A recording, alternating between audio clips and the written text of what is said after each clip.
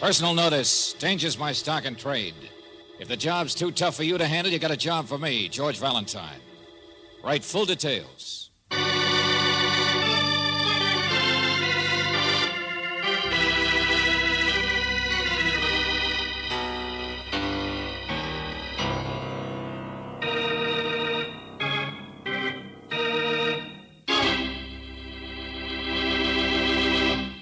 Well, I see it's time for another Let George Do It adventure.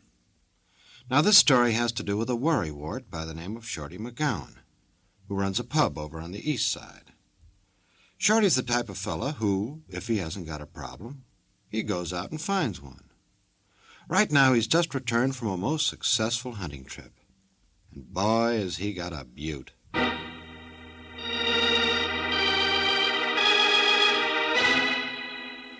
Dear Mr. Valentine, what's become of Terry Cable? Terrence J. Cable, sweetest man ever blew foam across the woodwork in my place. Now, I suppose you could say it's none of my business why a good customer and friend like that should just up and disappear. But then again, what kind of a human being would that make you? Yeah, suppose he's in trouble. Suppose he needs help. Well, Mr. Valentine, I found something yesterday in a hock shop that scares the daylights out of me. Oh, Terry Cable's in trouble, all right, believe you me. So get down here, will you? Give me a hand. Everybody knows where Shorty McGowan's place is, here on East Commercial. And Shorty McGowan? Well, that's me, the guy with the towel in his hand.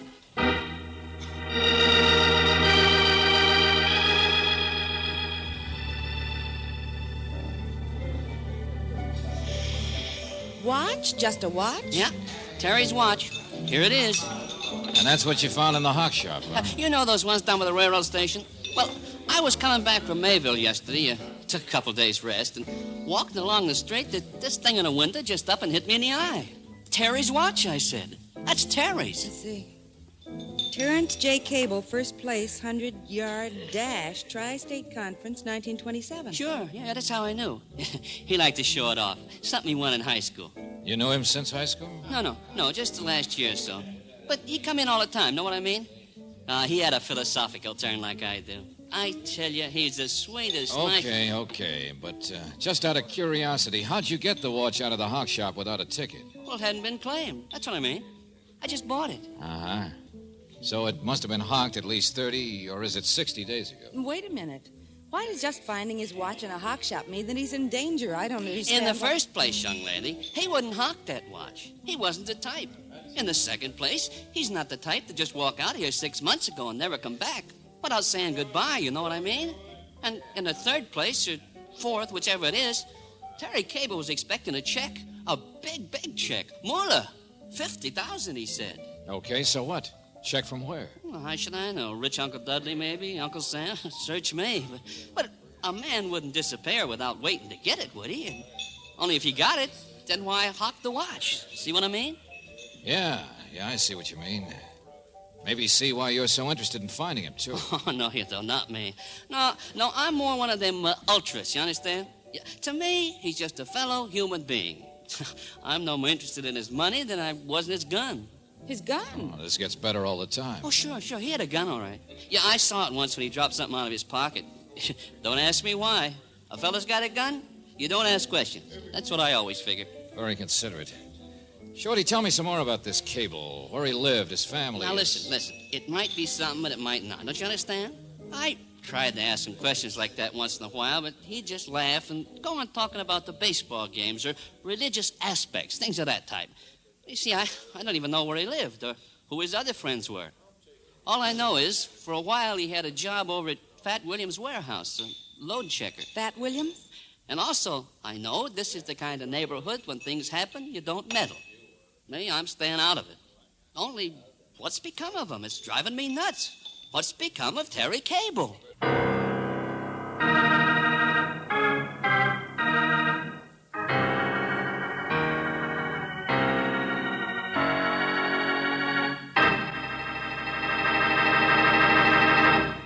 You know, I think I know what's wrong with Shorty.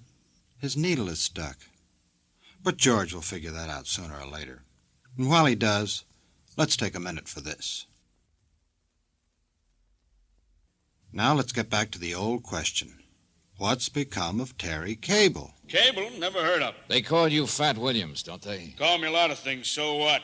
In the warehouse business, Sonny, not lost and found. But we were told that Who told you? Who sent you around here to bother me when I'm trying to take a day off for a game of golf? Never mind who sent us. I'm just looking for Terry Cable, that's all. He worked here as a load checker once. So have a couple of hundred other bums.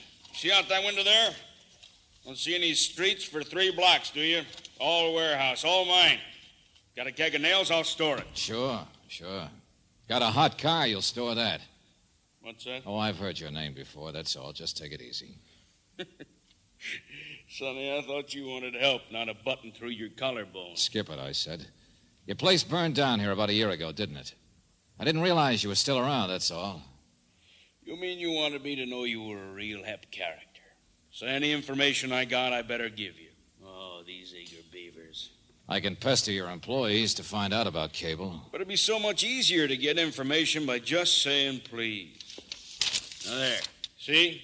Terrence J. Cable, no home address, worked here 3 months, paid $52 a week. Where did he go when he left here? Fired for spending too much time in the gambling joints. Like Lou Sprinkle's place. And that's all, huh? That's all you got to say. Well, for the love of dog food, yes. What do you think I am, Sonny, a day nursery? What do I care what happened to some jerk I never even... What's that? His watch. Why'd you say so in the first place? You want to find this guy and tell him what time it is? Oh, get out of here, will you? I got a game of golf.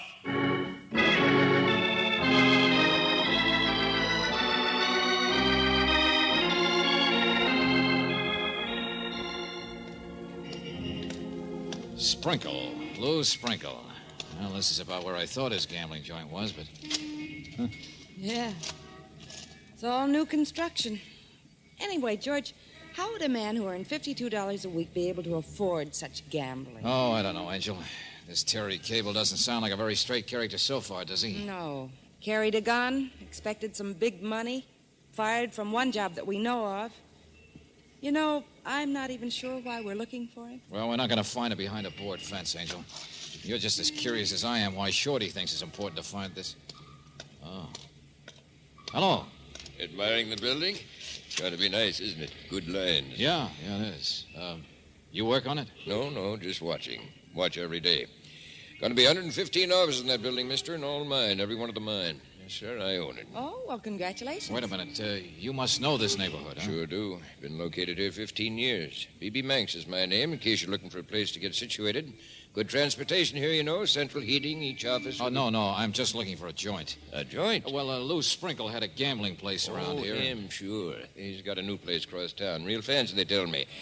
Used to be here all right, but he moved out after the fire. Well, what's the address Hold it, of the... Angel. What fire? Well, the same one burned the old Manx building down, my place. It was in the newspapers 10 months ago. George. Mr. Manx, you're giving me an idea. Did you ever happen to know a man by the name of Terrence J. Cable? Cable? Yeah. Search me. Hey, wait a minute. They call him Terry? Yeah, that's the one. He was a foreman, I think. Bossed the cleanup gang after my fire here. Why? Never mind. You don't know what's become of him, do you? No, search me. You're looking for him, huh? No, not anymore. George. I think I know all I need to know about him. Come on, Angel, let's play a fast hunch. Don't you get it? Terry Cable wasn't a crook at all. Just the opposite.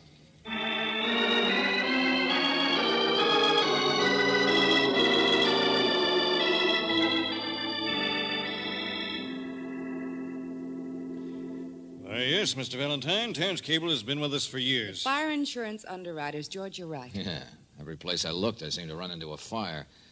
Any guy who once in a while carried a gun and who so gratuitously could wrangle jobs in places that had burned... He had money to spend in a third place that burned. Had to either have an angle or an expense account, Mr. Everett. What is Terry, a fire investigator? Yes, that's right. So if that answers your question... Well, it solves the riddle. Yes, Mr. Everett. But what did he find? We can't help being curious. That Fat Williams warehouse had a lot of valuable furs stored in it when it burned. And The furs were never definitely linked with the fire. And we looked them up in the newspapers. This B.B. Manx collected quite a bit on his fire, too. And as for Lou Sprinkle, knowing the kind of guy he's supposed to be... We investigated the fires, naturally. That was Terry Cable's job. But now, if you'll excuse me, Mr. Valentine... But he didn't find anything wrong, is that it? He was just pulled off the case, and that's why he disappeared from that part of town. Yes, that's the idea. So there's really no mystery now, is there? You can go home and forget about it. Oh, wait a minute, hold on. Yes? Why don't you tell us the rest of it? Where's Terry Cable now? What's become of him? Are you asking for a client or for yourself?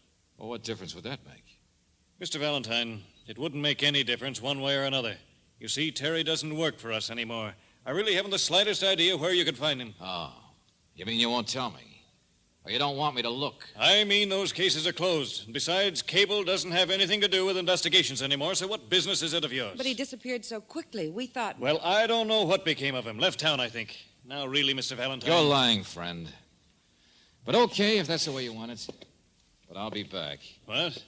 You don't want me nosing around because you know what's become of Terry Cable. Well, maybe your closed case will be reopened as soon as I find out why my client was so anxious to reopen it.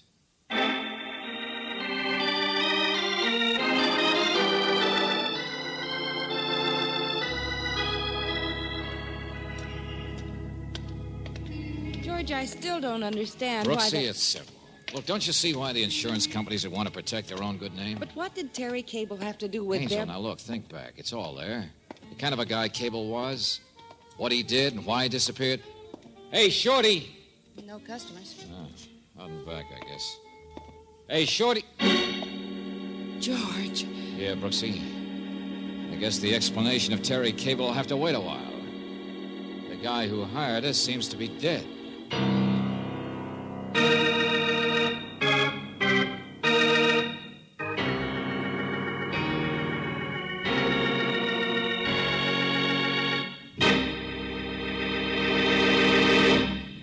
Poor Shorty. Someone must have gotten tired of hearing him spout that same old question and shoved a bar rag down his throat. Well, maybe it wasn't quite like that, but we'll find out all the gruesome details in just a minute.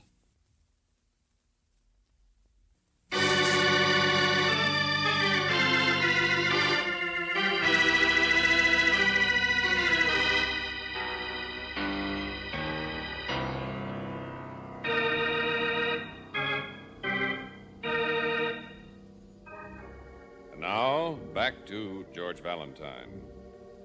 The man who hired you is dead, Shorty McGowan. He's been shot. Well, if your name is George Valentine, then the mystery of what's become of Terry Cable is now more important than ever. No, Brooksy, Lieutenant Johnson said there weren't any witnesses to our friend Shorty's death. And it happened just a few minutes before we got here? Yeah, that's what the doc says. Somebody stepped in from the street and shot him, and that's it. But, George, why? He was such a friendly little man. Yeah, but it seems he's been mixed up in a few things, too. Oh, what kind of things? Oh, petty theft, hold up once. But what's important? Never arson. Arson? Yeah, come on, Angel. Where are we going? To get a new client, the insurance underwriters.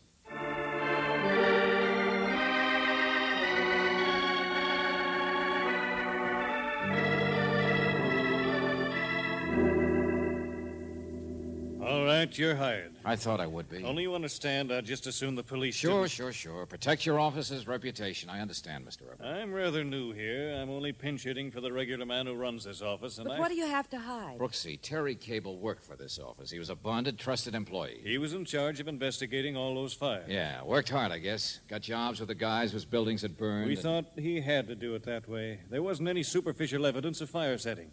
The companies had to pay off, but we thought in time... You hoped he'd discover something about them anyway. Yes, he was convinced there was something phony about the fires. Each case resulted in actual profit as far as the owners were concerned. Okay, then let's lay the cards on the table, shall we, Mr. Everett?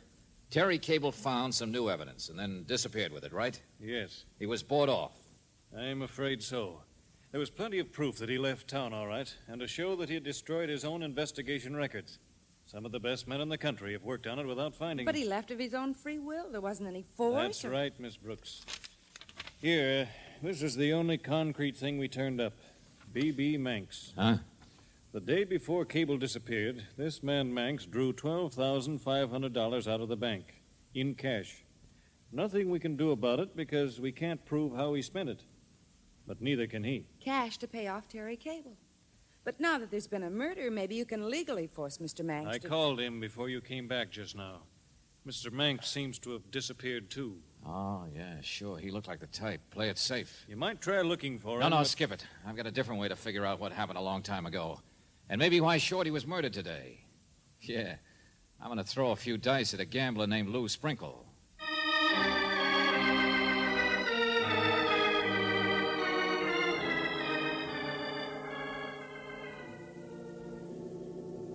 And what is this proposition, Mr. Valentine? Very simple, Mr. Sprinkle. I want some money. Does that make you a man from Mars? Who doesn't? No, I come from closer home. From Terry Cable. Is that so? Yeah, I think you've done business with Terry in the past. Yes, I remember. But I don't think the nature of the business would concern you. It was gambling, of course. If you say so. Maybe it was gambling on your part to think Terry wouldn't want to do some more business. Merely because I don't choose to make a definite statement doesn't mean that you can. All right, here goes. I come from Terry right now. Terry sent me. He wants some more money. I don't think I heard you correctly, Mr. Valentine. Now, if you'll excuse me, I'm a very busy And because you might not believe me, he gave me his watch to show you. Here, take a look. How much does Terry want? Oh, $10,000 to keep him quiet, I think. That's ridiculous. He said he still has testimony regarding a few fires, just in case you tried to rub any sticks together. I'd have to see this man myself or through my own representative. Do you mind? No, but you are willing to... I couldn't discuss it with you at all. I'm sorry. Here. What's this? Present for your trouble. $1,000 bill? Show it to Terry. He'll understand my good faith. So will I. Cautious, but faithful. So long, Mr. Sprinkle.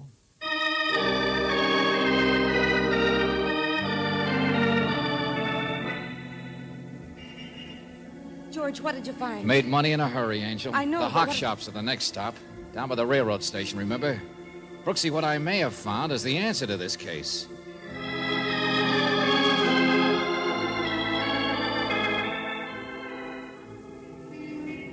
So you were going to find the answer, huh? You can't even find the hock shop. Yeah. Looks like Shorty McGowan wasn't telling the truth even on that one, was he? Well, there's not a single pawn shop where they remember ever having that watch of Terry's. Uh-huh. So from here on, the answer's 1, 2, 3. What could have happened, Angel? So I'm going to try a trip to Maryville. To where? It's not far, and that wasn't a lie. Shorty just let that one slip. The place he'd been for a couple of days, remember? You know what I'm going to look for in Maryville? Terry Cable himself.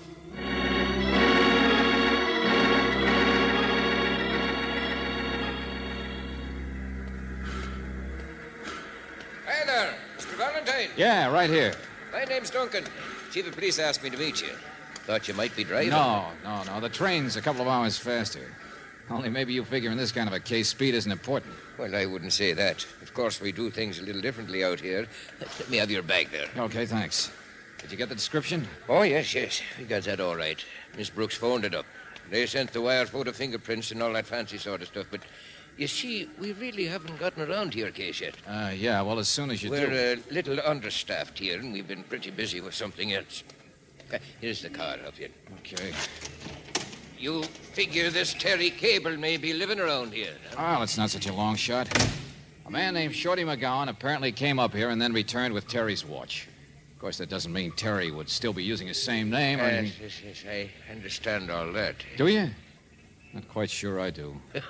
Well, let me tell you some of our problems, and it'll take your mind off it. You see, there's a county graveyard out here. It doesn't have a caretaker. Yeah, well, look, Duncan, I'm only interested in... And a couple of days ago, there's been some digging where there shouldn't have been. What? Don't mind if we go out and take a little look, do you? That's why I couldn't get right on your case, you see. The county inspector claims there's one too many bodies out there.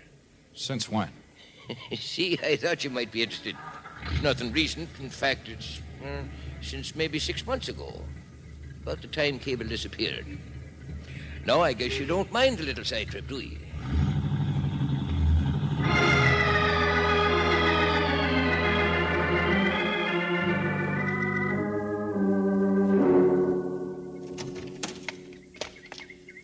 Got a man over there working on it now. The guy with the shovel, huh? Yes.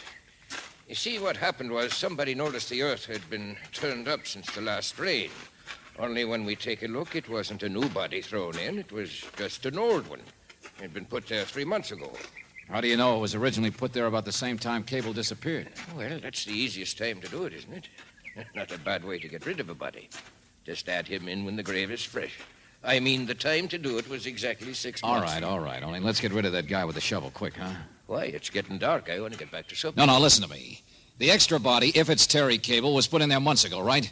And what happened 2 or 3 days ago was just that the ground got disturbed. Well, that's right, only... Like disturbed by somebody looking for a watch. Look, I got a complete file on Cable.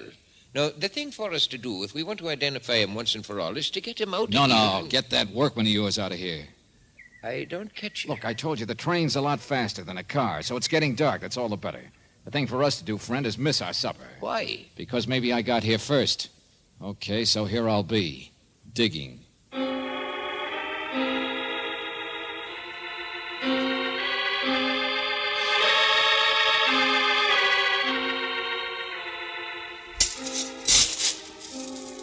Be careful you don't strain yourself, Valentine. Quiet, will you?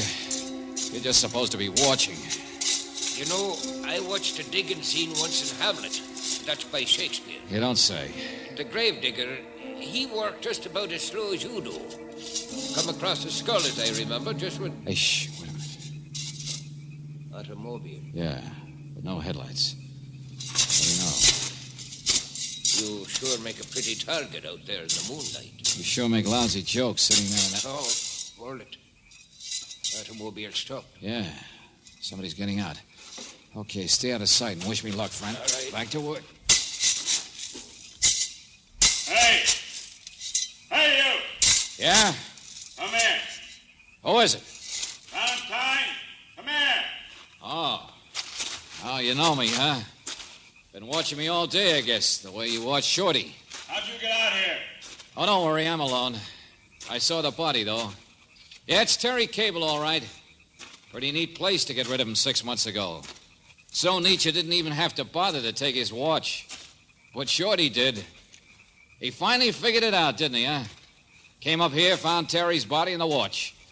And then hired me to put a little fear into you so he could shake you down the way you shook him. Go on, talk all you like. Only be careful coming through that fence. Yeah, sure, I'll be careful. You don't want another body out here to explain. Because that's what happened, isn't it, mister? You guys had fraudulent fires and then bought the investigator off, huh? $12,500 each. Only Cable was expecting $50,000, as I remember. So that'd probably mean 4 of you instead of 3, wouldn't it? Fat Williams, B.B. Manx, Lou Sprinkle, and who? Shorty McGowan himself? Was he the 4th? He have a fire, too? Put down the shovel and get into the car. No, wait a minute. I know who you are, all right, only... Do you? Sure. How's your game of golf? I guess the minute I left your office, you knew who'd sent me, and you headed right over to kill Shorty. To shut him up before he could go any farther. You've gone far enough, too. Fat Williams, the big shot. With a big secret, right? Something that Lou Sprinkle, for instance, didn't seem to know. That Terry Cable was really dead, that you killed him. Yeah. You're smart, too, aren't you? Well, it's fairly simple. You didn't pay Terry off, you just killed him. In 6 months' time, Shorty finally caught on to it. Yeah, Shorty was smart. He stole some furs. Did he tell you that? Furs? Oh, yeah, sure, from your warehouse. So that's what tied him in, huh? He worked with us. He was the 4th one. Look where it got him. Buster, don't try to tie the others in with you like that. Manx and Sprinkle may have been worried about their fires, but they paid off in cash. I suppose Shorty paid off, too. Only Terry was expecting a check. 1 check. He was smart. He'd want it that way. Yeah. So one of you must have collected the payoff dough from the others, one like you. Only instead of a payoff, you kept the dough yourself and killed the investigator. Yeah, that's all that happened. That's all that Shorty found out. Shut up and get in the car. By tomorrow, Sonny, nobody will even know we've been here. Hey, what? Look out, Valentine. You... That's all. Pretty fancy shooting for nighttime, wasn't it? Oh, yeah, sure. You'll get a medal. You missed him a mile. Hey, what? But thanks for spoiling his aim. I hit him with a shovel.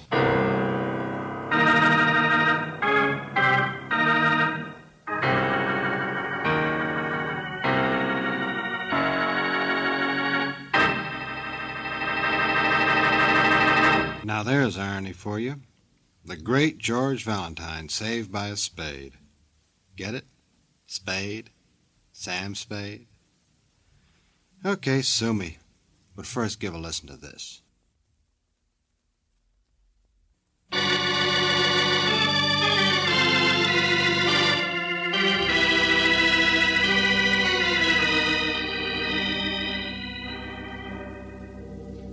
Don't you understand, Angel? Apparently Terry Cable wasn't even crooked. 6 months ago, Fat Williams just persuaded the others that Cable was. Then he pocketed their dough and killed Cable. The insurance people and his family and everybody will be awfully glad that you cleared his name. Only, George, I still don't understand how you knew it had to be Fat Williams. Well, you remember, Angel, he's the only one I showed that watch to before Shorty's death. So he's the only one who could have known that Cable's body had actually been found. In other words, that Shorty's nosing around had finally made it necessary for him to be killed. Oh, darling, you're wonderful. Well, No, I mean it. Your powers of observation, your logic. well, You know, George, while you were up in Maryville, I did some shopping. I found a real bargain on kitchenware, so being a girl who plans ahead, I bought some. kitchenware, Angel? Mm-hmm. For your one-room apartment? What in heaven's name for? Well, like I said, planning ahead. You'll find out.